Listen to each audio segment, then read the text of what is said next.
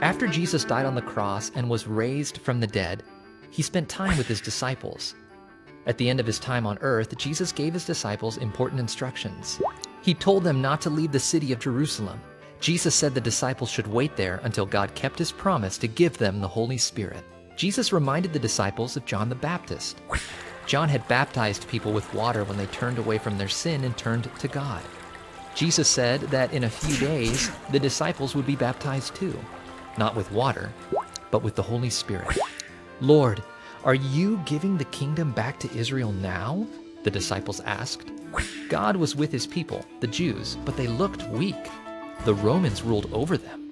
The Jewish people wanted to have power over other nations. Jesus did not say yes, but he did not say no. "The Father knows when the time is right," he said. Then Jesus said, "But you will receive power when the Holy Spirit has come on you. You will be my witnesses in Jerusalem, in all Judea and Samaria, and to the ends of the earth." As Jesus' witnesses, the disciples would tell people what they knew to be true. They would tell people the good news about Jesus in the city of Jerusalem, in the surrounding area of Judea, and the nearby area of Samaria, and all over the world. The Holy Spirit would be with them to help them. After Jesus said these things, he went up to heaven. The disciples watched Jesus until a cloud hid him from their sight. All of a sudden, two men appeared.